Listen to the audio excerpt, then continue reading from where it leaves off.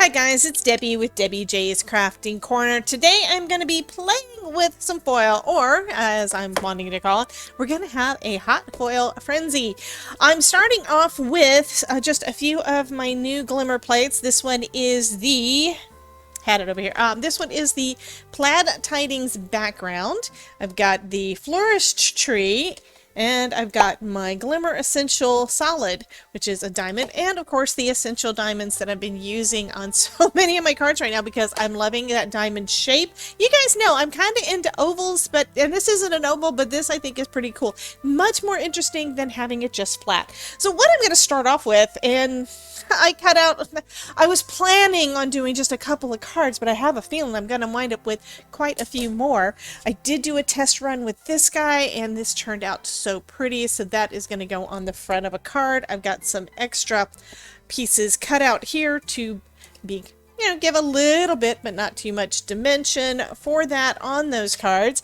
And I've got a bunch of panels and a bunch of foil already pre-cut so that I can go ahead and make some pretty backgrounds with this and then go on to do some shapes. I'll probably pull out some of my others, and this I want to use to try to see if I can make some pretty backgrounds or focal points using the negative, the waste from this guy. So I'm going to go ahead and just do one, except one of my panels, one of my things already decided to fly away.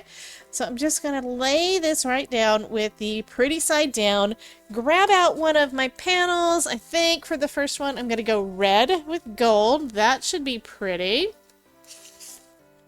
Lay that down on top about where I think that yeah, I can feel the panel underneath, so that is good. Now I'm going to put down my plates, hit the timer, and then we're going to be foiling up our first one.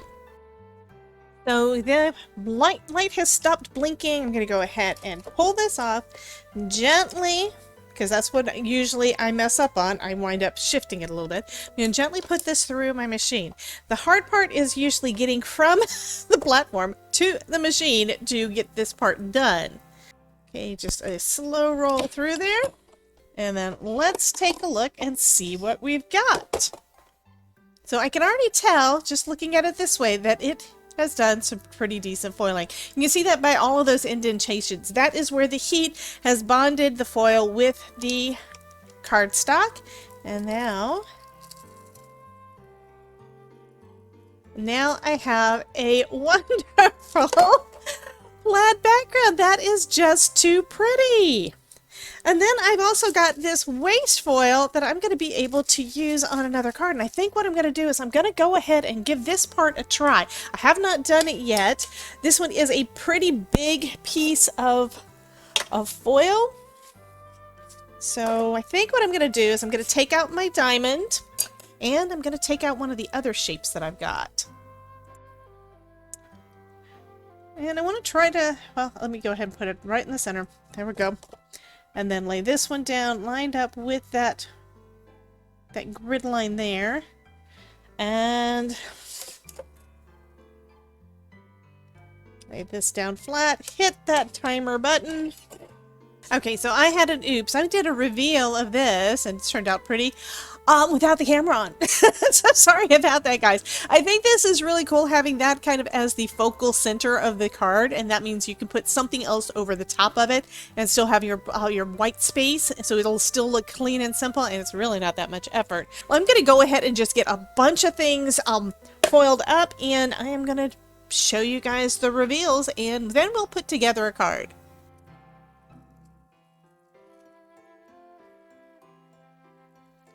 Okay, I am going to make an attempt to do something I saw on somebody else's video. What they were able to do is to offset and do layered foiling. I have never thought of doing that. My thought was, is it going to mess up what I already foiled? So I haven't tried it at all. I went ahead and I drew a little line, basically looking through the paper to see where those lines were. I drew a little line on there using my T-square, just a light one. I didn't press it down onto my card, onto my desk, because if I tried to do that, of course, I would mess up where the line was, worse than it already is. So what I'm going to do now is I'm going to try to line that up on my cardstock with this. So we've got the double line here and the single line here, and then I've got the same thing on my cardstock written on, so you can see that. So first I'm going to just line it up with those lines and make sure that it's about the same on this end too. That's why I went all the way across. That's about there. So now I'm going to shift it a little bit to offset, and then shift it up so I can get as much as, and to have that part offset. See that offset. Okay, it needs to go about there. Okay, I think that's about right. It's probably off a bit, but that's okay. And now I'm going to tape it down well onto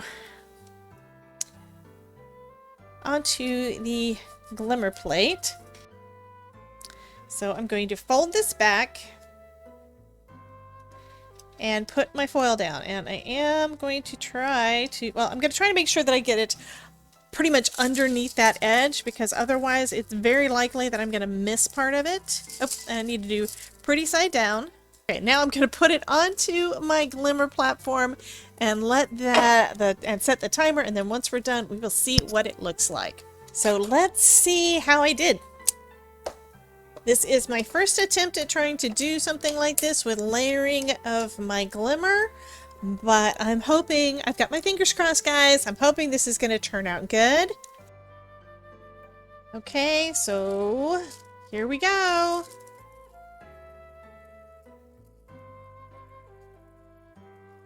I think that turned out pretty good. Ooh.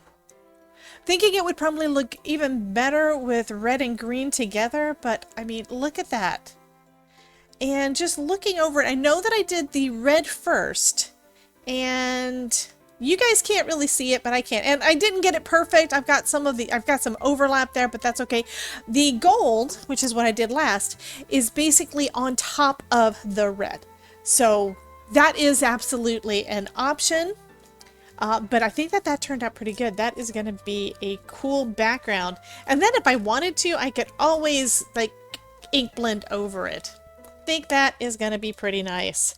Okay, I need to just go ahead and get some more panels done, and then we can start putting together some cards.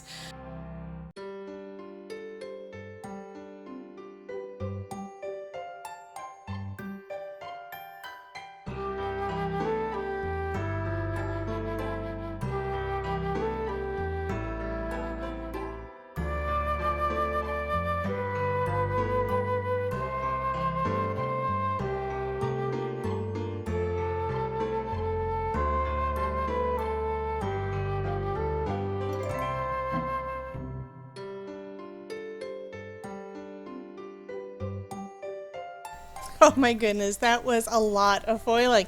So now that all the foiling is done, I'm going to start putting together some cards. I've already kind of assembled what I think I want each to go on each card, including some of these pretty frames that I'm going to put around some oval shapes. The frames are taken from the Fluted Frames Fluted Classics ovals. You guys know I love that for that fluted detail. What I'm doing this time is I'm just taking two of the frames and creating two of the ovals and creating a frame. This one isn't a fluted frame, but I think it turns out really pretty anyway. So I'm matching up colors of foiled cardstock with the colors that I'm going to have on my cards, and just doing a bunch of assembly. And please forgive the color on the screen. I'm seeing that my hands don't really look the normal way. I was having some lighting issues, so I tried to adjust for it, and now looking back, it doesn't quite look right. I'm also using the stitched background, the stitched argyle from the Stitchmas collection for a couple of my cards as well. I'm trying to combine a bunch of different things in to give some variety to these cards, and I think they're going to turn out super awesome.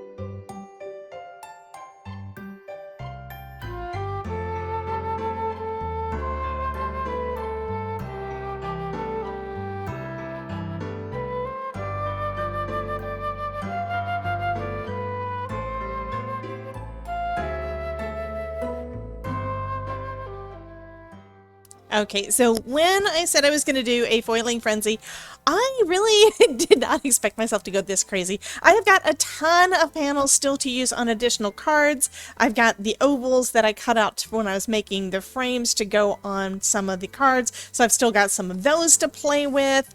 Let me get that part out of the way. And then I've got a dozen, yes, a dozen cards that I finished up. I think it was either 11 or 12. So let me go ahead and just show you those real quick. Most of these are using that flourish tree. This one has the argyle background. That's pretty stitched background, as does this one. This one's also using one of the essential diamonds. Some of them are positive images, and some of them are using the negative waste space. So yeah, I kind of went a little bit crazy. And then this last one, I decided, just since I didn't have any more trees and I really wanted to use the background, I went ahead and put together one of my mailboxes. And this is just this is so fun. Now I've got about a dozen. 1, 2, 3, 4, 5, 6, 7, 8, 9, 10, 11, 12. Yes, I've got a dozen Christmas cards ready to go. A little bit ahead now on some of my Christmas cards for this year. But anyway, you guys have a wonderful day. And remember that if I can make this, you can too. Be sure to check out the playlist up here to see some more project videos where I'm using Spellbinders products. And y'all have a great day. Talk to you soon. Bye for now.